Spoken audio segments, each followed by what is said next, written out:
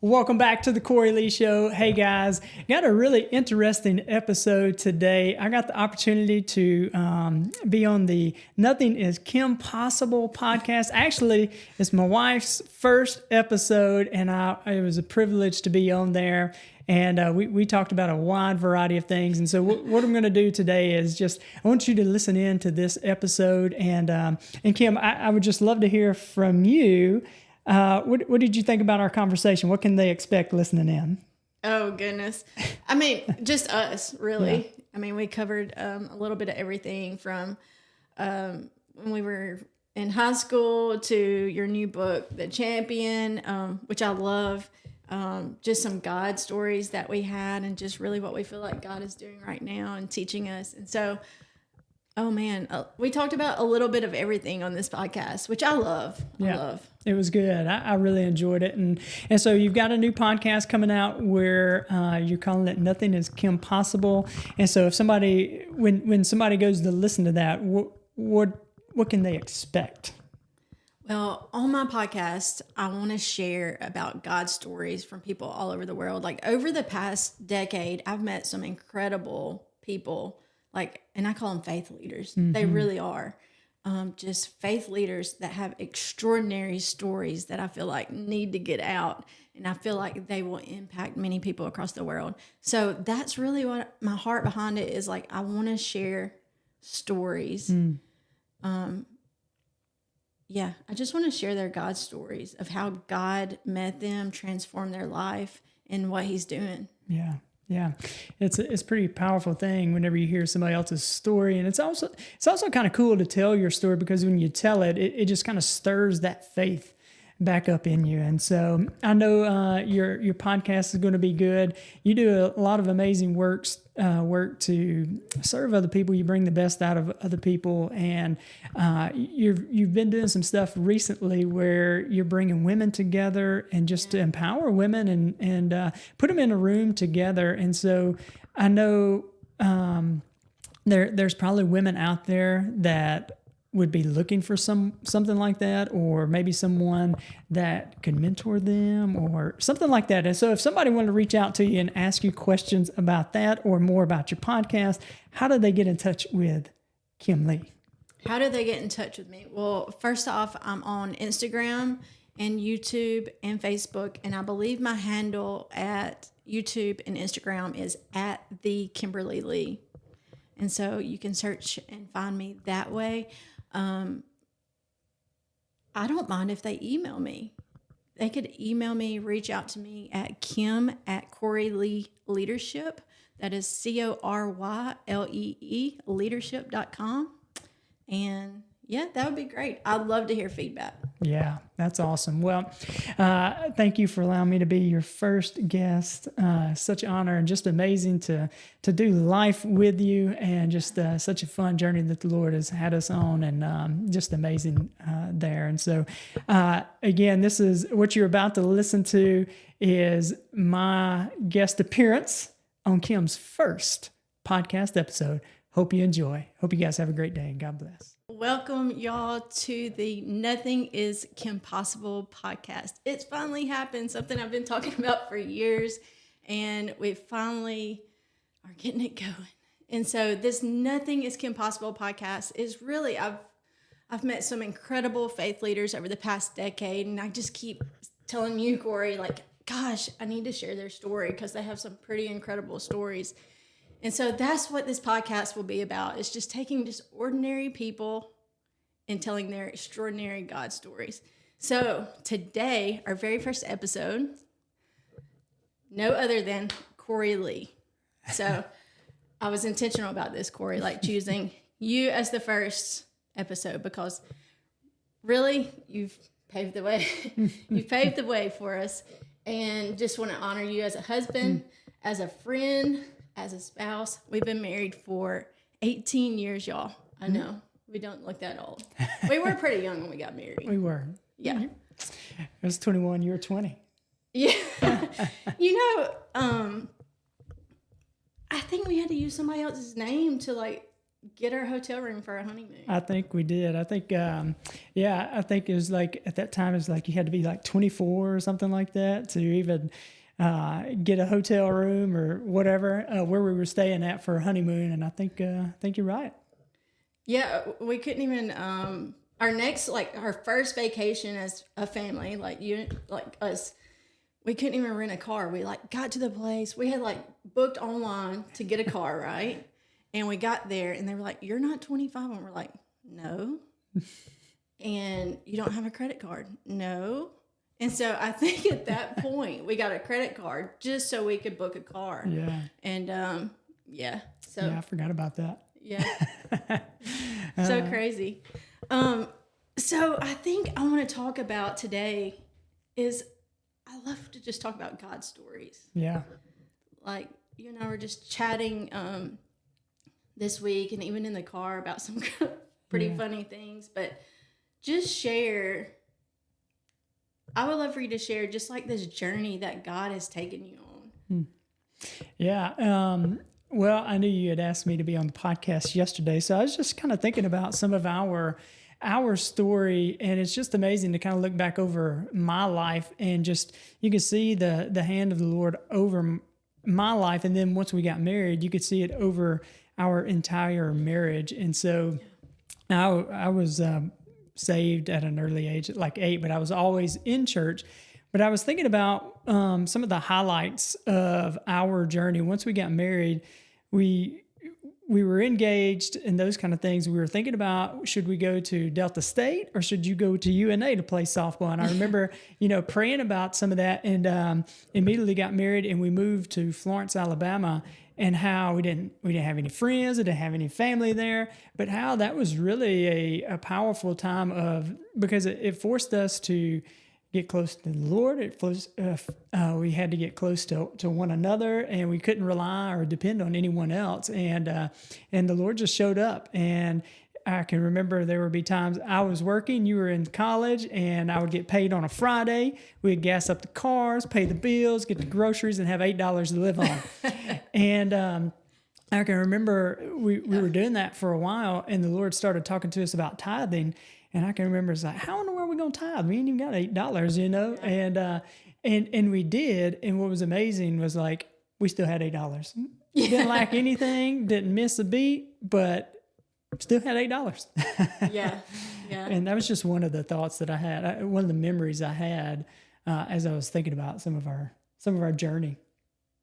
Yeah, it's been pretty wild. Yeah, we never missed it, right? No, never missed the beat. And did start tithing. And I think that was really, you hear that the Lord is a provider, the Lord is a protector, He is a healer. Well, that becomes personal once you actually experience that. And I think that was the first time I really realized that God is a provider. No longer is He is still Lord and Savior, but that's the first time I think for me that He was introduced as provider, because we didn't miss a beat. Yeah. We went to Wendy's on date night. They talk about Applebee's for date night. We went to Wendy's. That country song. Yeah, I don't even know it, but I just know that lyric. We didn't get that Oreo milkshake. No. Well, maybe a Frosty. We got a Frosty. But those were the best times. Like, we just look back. We have good times now, but we just look back and just laugh, and just what God had taught us through that whole time was just amazing. But just that, it was almost like He was revealing Himself a little by little. Yeah. That active faith. Yeah. Put action to that faith. And so you said you got saved at a young age. Yep. Always in church. Yeah, so Cory was raised by his mom and grandmother, always in church. I think when we started dating, I guess you can say like 8th grade, I would start going to church with you. Yep. And so we've grown up together. Yeah. But I always remember like when we would even talk on the phone as 8th, 9th, 10th graders, I would always ask you to like teach me. Yeah. Here I was like laying on my bed, what would normal 8th and 9th, 10th graders be talking about? And I'd be like, tell me what you know about the Bible. Yeah, I remember that. It's just kind of reading making me scripture. emotional thinking about, I was so hungry Yeah. And I saw that on, Mm-hmm. it's pretty amazing. And yeah. So fast forward like that, you had that basis in church, you had that foundation. Tell me what it was like when you gave your life to Christ. Yeah, well, I can remember, I don't remember the date, or I say I was 8. It could have been 7. It could have been 8. I don't really remember that. All I remember is we were having a revival at our church, and a revival basically meant you had church not just on Sunday and Sunday night, you had it every night of the week. Every day. And so we were having revival meetings. I don't remember the preacher. I don't remember what he was talking about. I just remember sitting there in the pew thinking like, ooh, there is something going on the inside of me. I don't know what that is. I wonder what that is. And after I knew that I needed Jesus is what I knew is, I didn't have the language for it, but I knew something was stirring on the inside of me. And I can remember going home that night. My mom and my brother were doing their math homework.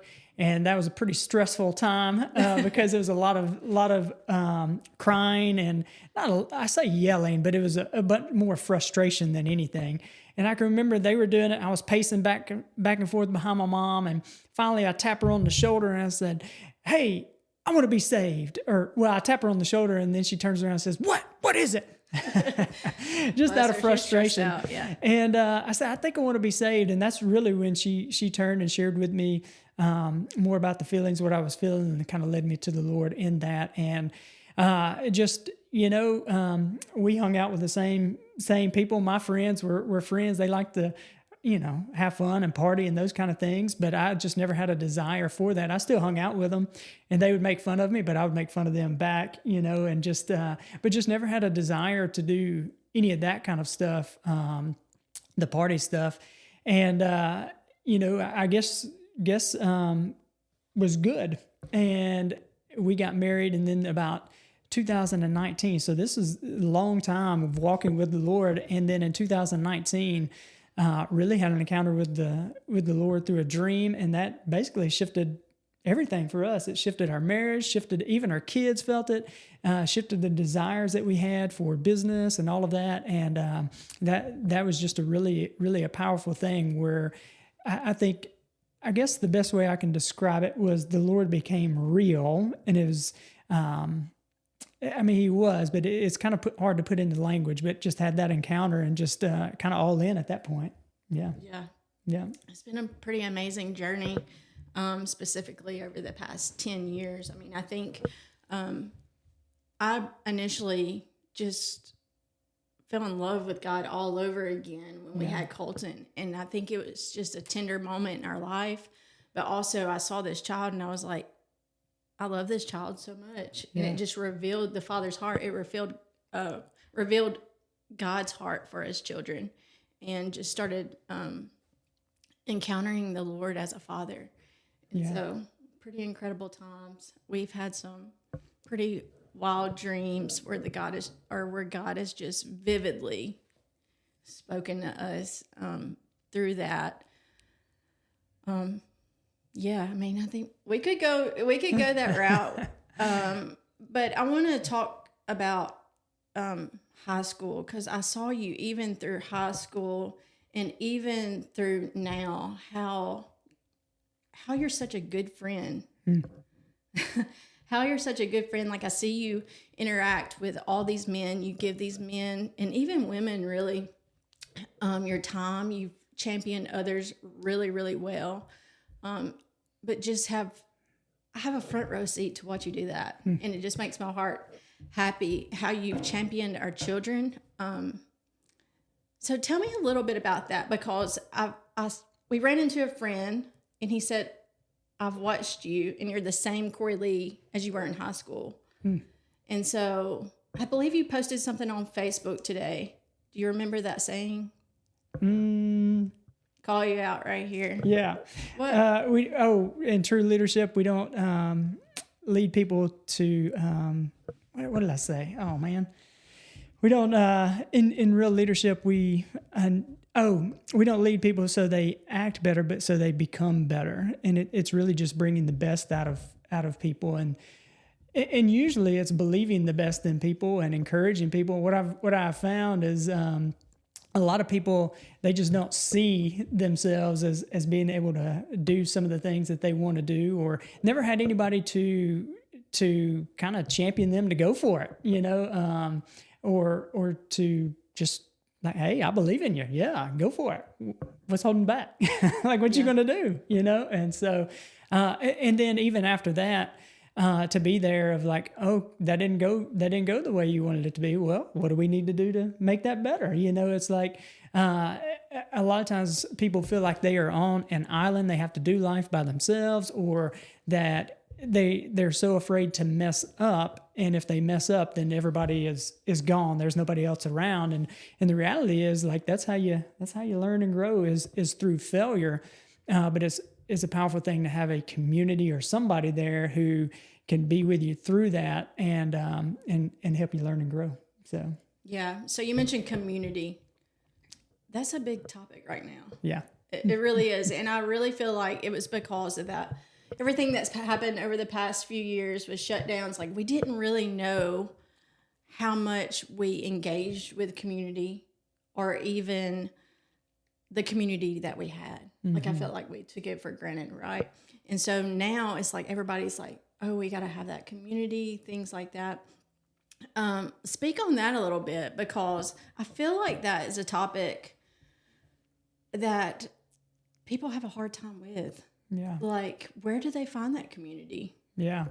Well, I think sometimes community, I think, can be very difficult to find for some people, because, to find community and to add value to other people and all those kind of things is you got to put yourself out there a little bit. You got to go make the introduction, or be in places where other people are. So, and that's by gathering, and life is busy, and it's so much easier to be isolated or just get caught up in the day-to-day.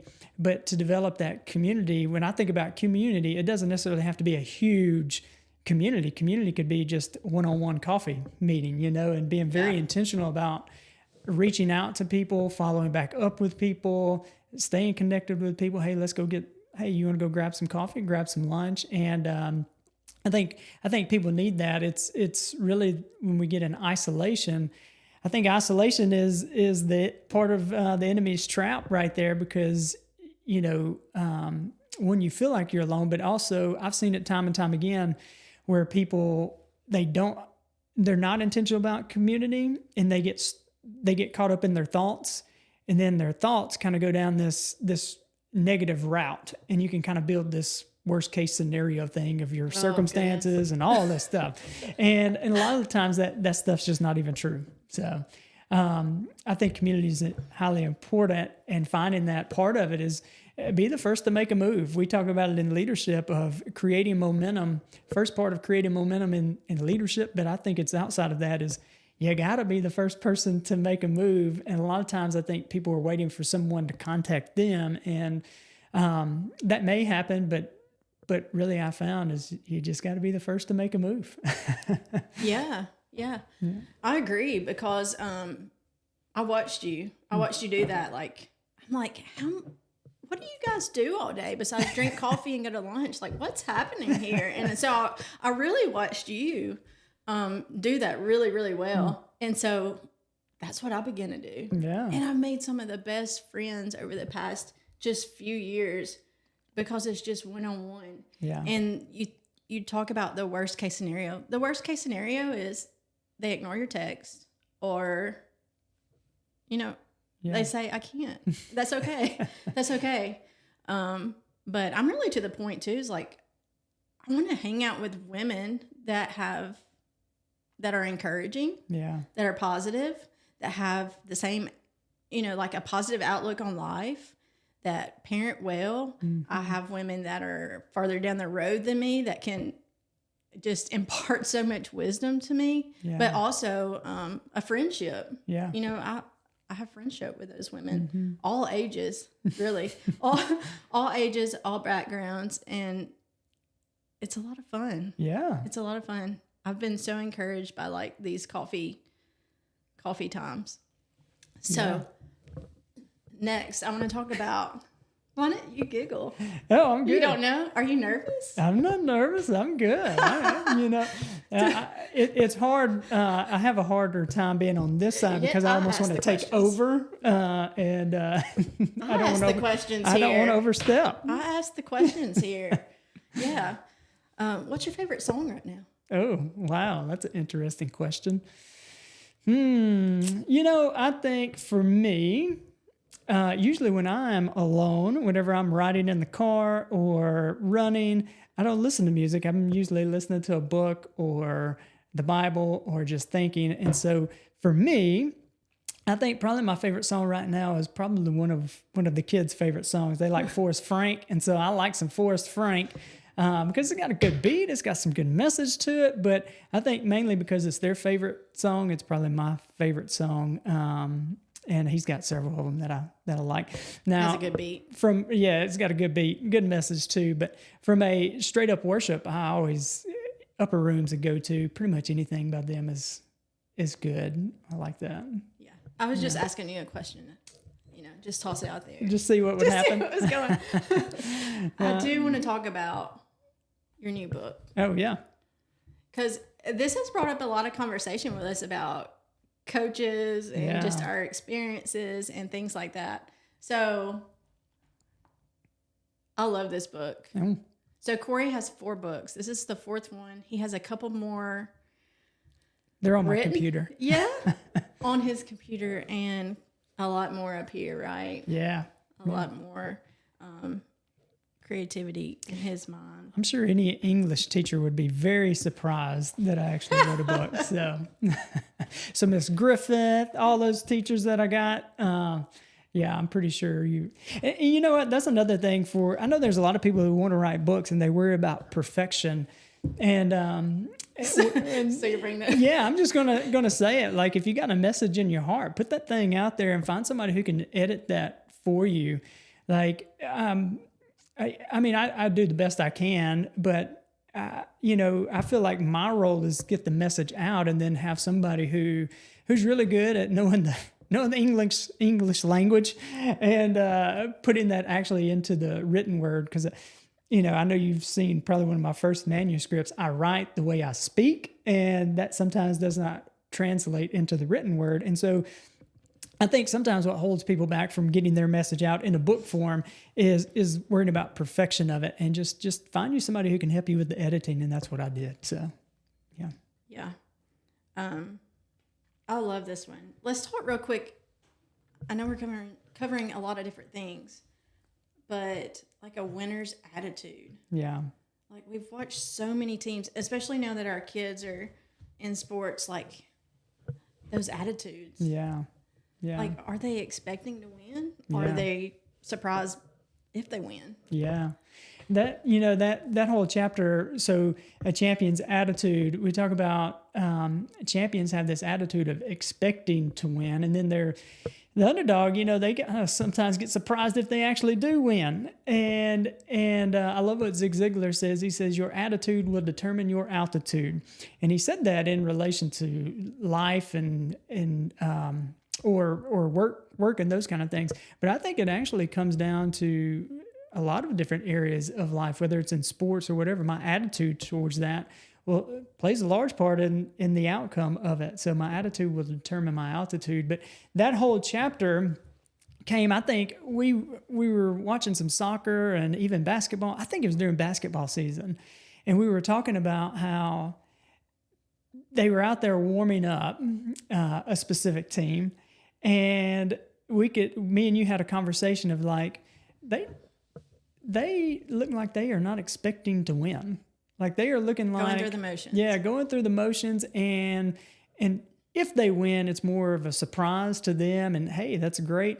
But I can remember being on a football team, and you were on a basketball team where we expected to win. Like winning was what we totally expected to do, and actually we expected to win by a pretty large margin because we were good, and that was the expectation. And I think part of our wins came from we just expected to win.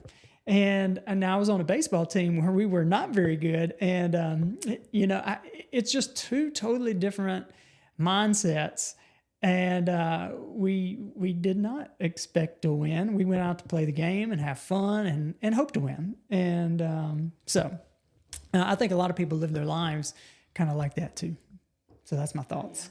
What you think? Yeah, I'm just smiling because you mentioned the baseball team, and I remember you telling stories about. A lot of times I didn't get to come to your baseball games because I was playing softball, right? Yeah. But I remember you talking about how Mama would just like, you play catcher, and she would just be at the backstop, like right behind you, just yelling. What would she yell? I really don't know. My mom and stepdad, they were always talking about her yelling. I could hear her voice, but I didn't pay any attention to it. I just kind of played.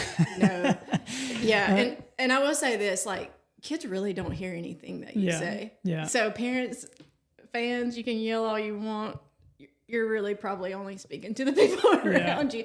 If the player is good enough to do that, like get their mind right. Yeah. Because, I didn't hear anything. But it's funny how you could hear your coach's voice, right? Yeah, you can hear that. I think you're just trained to do that as an athlete. Yeah, I think so too. I just, I guess for me, we were talking about it coming on up here, was as the catcher, the coach allowed me to kind of make all the calls on the field. So I had a lot of things that I had as a catcher, not only thinking about the current situation, what was going on in the game, but trying to think about, how are we going to pitch to the certain batter here? And I ain't got time to be listening to, somebody else's voice. But if the coach said something, you would perk up and you could recognize his voice for sure. Yeah.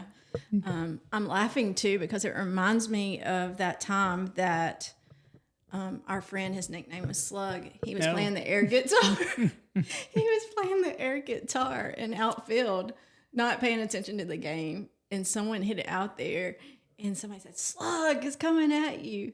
And he runs like the total opposite direction of where the ball was going. Yeah, it's kind of funny because it called out his name and he just cut out running. He didn't even look to see where the ball was. He just cut out running. It was totally opposite direction. So he was getting down on the air guitar, which to know Slug, he should like be a recording artist. Like I always thought he's so awesome. Still do. Like when I hear his stuff on Facebook, I think it's so awesome. Yeah. So that's what I think about every time you talk about baseball. I think about Mama at the backstop and then Slug just playing the air guitar like it's nobody's business. That's pretty good there. So funny. So I'm just so proud of you on this book. Well, thank you. I would love to hear what your favorite chapter was. Well, it's like I read it a few times because we talked about it. Yeah. We would talk about it, and then I read it before it was printed, and then I read it again. So, like, when I'm reading it, then I'm looking for helping me with my English. Yeah. But I mean, I don't have a favorite chapter. I would have to look back and see where everything was. I love Behold a New Thing, like where you started talking about the next season or the new season. Mm-hmm. And I talked about that in a women's group last Monday night. And I talked about, a next season is just an extension of your last season, right? It's just an extension.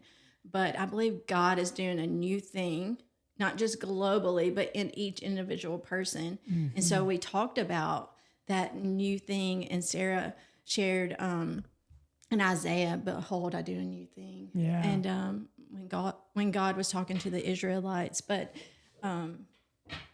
just being open to that new thing, it may cause you, the call of God may have you shift some things. Yeah. I mean, we've experienced that just releasing even good things. Mm-hmm. We've released. We moved 11 times in 8 years one time. Yeah. But just, when he says go, when he says move, to recognize that that's the voice of God and obey into that new thing. Yeah. But I love that part there because I feel like it speaks to so many people. Like I feel like people can just sense that in their spirit, like, oh, there's something new on the brink. There's something new on the brink. And I think it's individually, but I also think as a city, I feel like even Tupelo is on the brink of a new thing. Mm-hmm. I feel like our state, even our community. I don't know if y'all can hear that train. I wonder if they can. If we could like do like a. Yeah. Or they can comment. Comment below if you can hear the train. That's what the podcasters and YouTubers say, right? Comment below. Yeah. Y'all share and comment on here. Get the word out. I will say something on that. I've been thinking on this. This is, where you're going into some of the things that we've done. A lot of the things we felt like the Lord was calling us to do did not make any sense. Like to sell our businesses, that didn't make any sense because it was fun. We enjoyed it.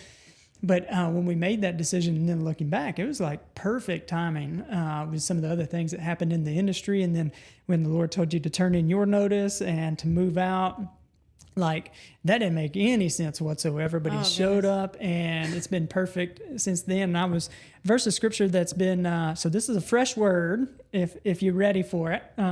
We ready? Yeah. So this is a proverb and I'm sure several of you have heard it, but I've been thinking on this for the last 2 days and the proverb, it says, hope deferred makes the heart sick, but desire realized is like from eating from the tree of life. And I think a lot of times we have this hope deferred, talking about that new season, in Greek, there are 2 words for time, which is kairos and chronos. Chronos is linear times, like what time is it? And kairos means an opportune time. I believe this is an opportune time. Sometimes people experience hope deferred because it's just not time yet. The timing isn't right. We got growth and development that has to happen. But I believe we're coming into a season where that hope is not going to be deferred. That thing that's been stirring within you, that it's time, that opportune time to step into what God is calling you to do. And sometimes I think hope is deferred too because people are unwilling to step into that promised land. They're unwilling to grab a hold of what God's calling them into, maybe out of fear, out of doubt, or just being undecisive. And so I feel like we are coming into a new season, and sometimes, or a lot of us have a decision to make. We're in a valley of decisions. Oh yeah, that valley of decision. That's come up a lot lately. Yeah. It seems like, but yeah, I feel that too. So, I mean, what do you feel like the Lord is going to do in this new season? Yeah. Just share your heart. Like, what's on your heart about that? Yeah, I feel like, if you look globally or big picture, so I think a lot of times we get so focused in on just us and what we're doing and the world that we're in that we miss what the Lord is doing. And I think that's one of the best questions we can ask is, Lord, what are you doing? And I love that Stephanie Gretzinger song where she's talking about catch me up in your story. And I think that's the perspective we've got to have is getting caught up in his story so we can get a proper perspective on our story. And I think what the Lord is doing right now is he's actually building. He is starting a fire in individuals, kind of like what he did with us, where you have an encounter and you get lit on fire for the Lord and he reveals himself and you begin to know the Lord. He knows you. But I think that what's about to happen is there's going to be pockets of people who catch fire for the Lord, and they're going to go out and it's going to be contagious. And so, but I think everybody keeps talking about revival and awakening. I feel like that's going to happen on a individual level with pockets of people, and you're going to start to see a massive wave of some of that. Yeah. That's my thought. Yeah. What you think? Well, just what you mentioned there, a lot of times we try to bring God into our story, like, just anything. We just try to bring him into our story. Would you bless what I'm doing? Yeah, bless what I'm doing.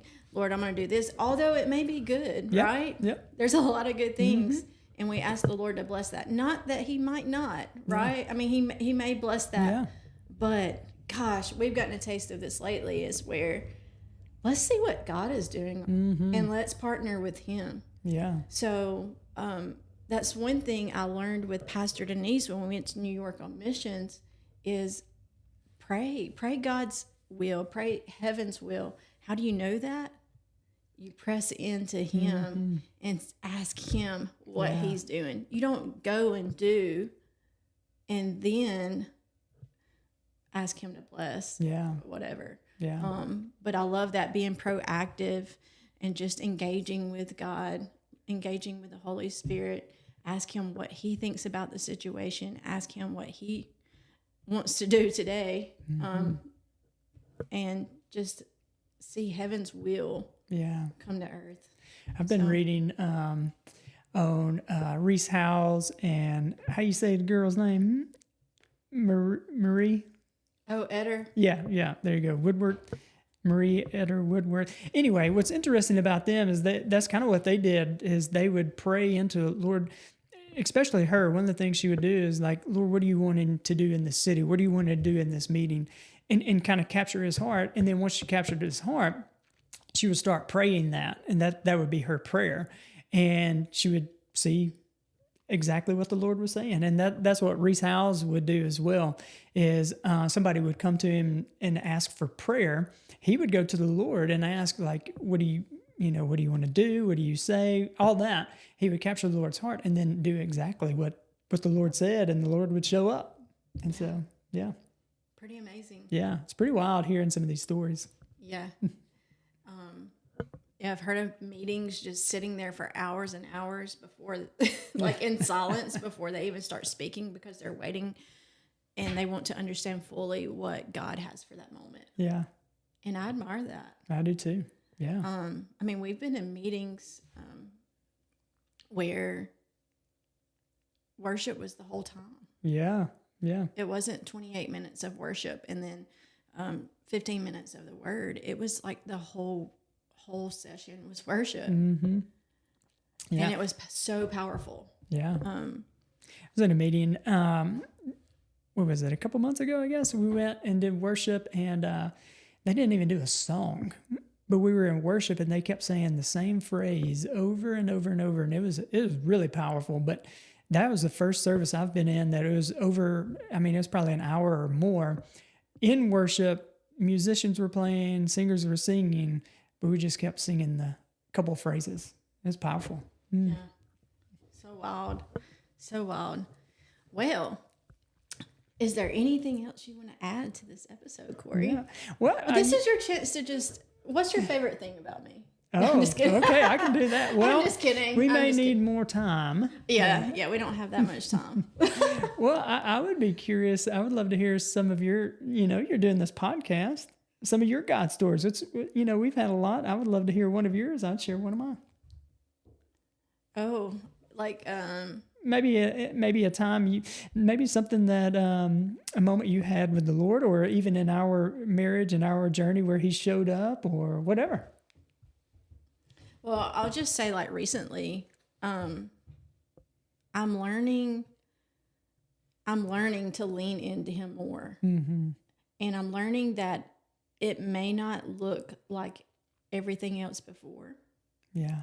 And it may not look like how someone else would do it. Yeah. But that's okay. Mm-hmm. That's okay. I was texting, I guess, a spiritual mother in our life, and I was telling her about this upcoming prayer walk, and I was just like, I don't know what I'm doing. And I feel like I find myself saying that a lot more often. Mm-hmm. Like, I don't know what I'm doing. Yeah. But this is what I said, but I'm praying to get his heart on it. Yeah. And she replied back and said, that's the best thing to do. Mm-hmm. And I think that was, for me, it was just so, like, so simple, Mm-hmm. right?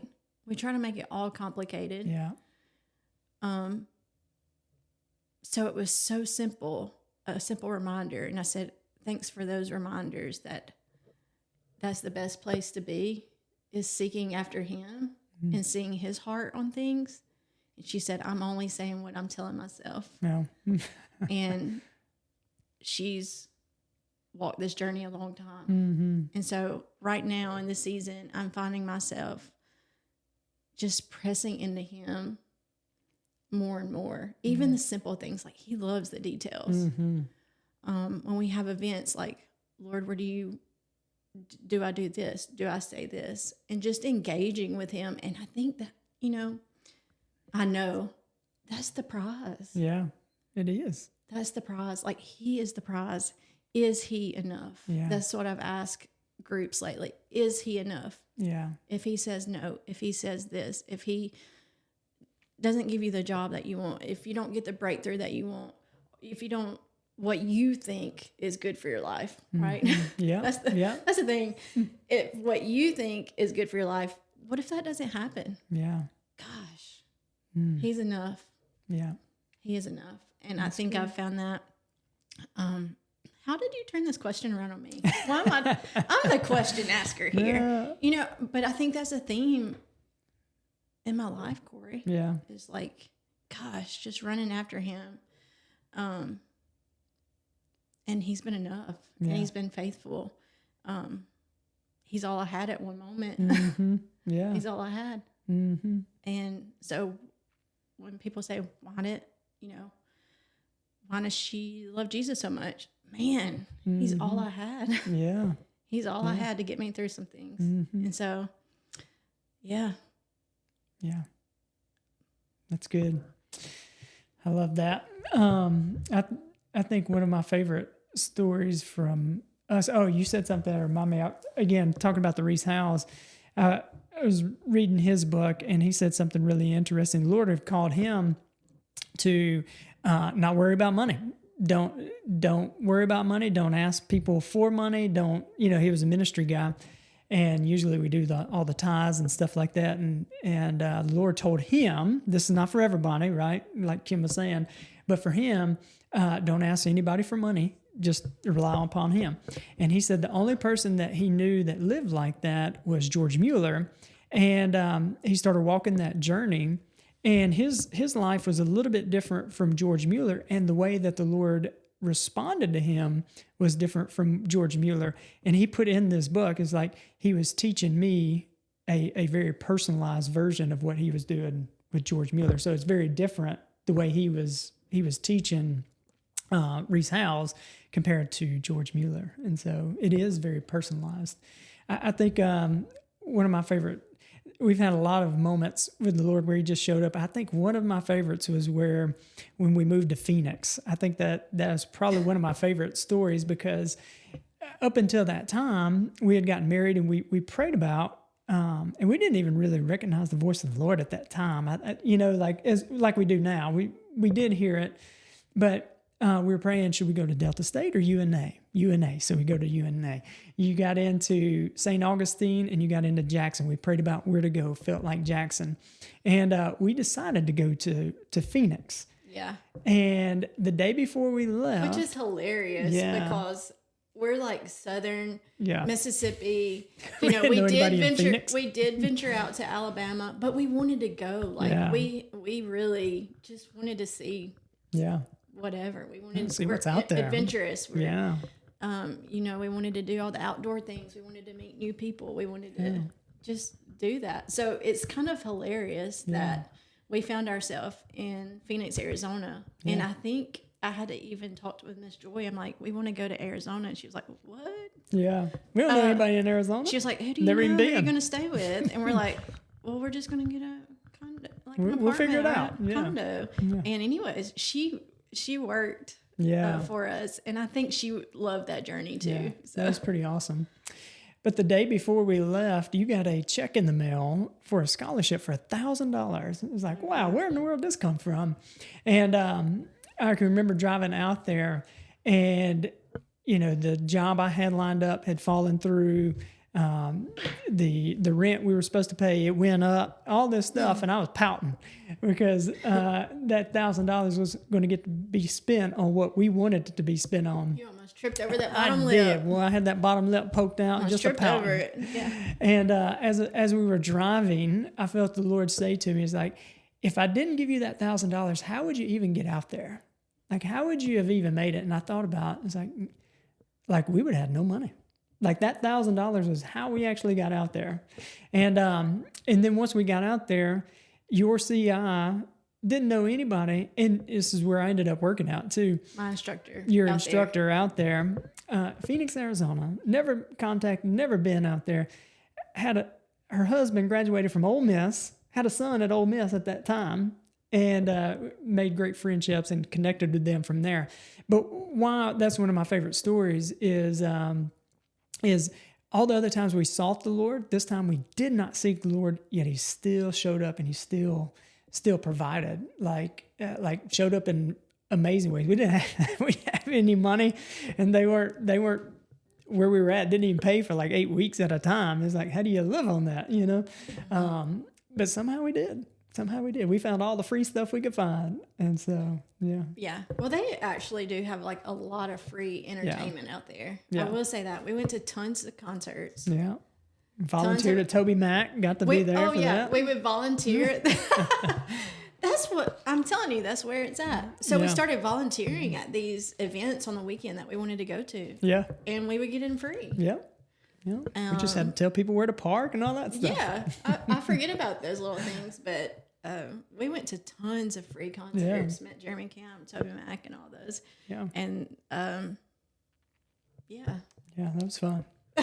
We almost got a $600 or $800 ticket because we were trying to kayak down the main river there in Tempe, and we didn't know you had to have a license to do that. We just there's a river, let's hop in there. I think the guy who pulled us over was like, "Where are y'all from? Guys, come on, y'all." And he could tell by our accent, y'all ain't from around here. I'm gonna let you off. Yeah. So. Oh man. Well, this has been fun. Yeah.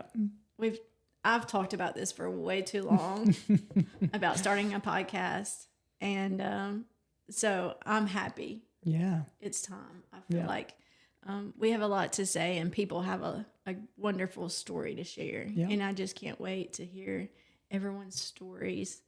Just get out there on the airwaves, and you just never know how it may impact someone. Yeah, never know. You never know. And we may never know, but it's going to be fun along the way. And so thanks for being my first my first guest.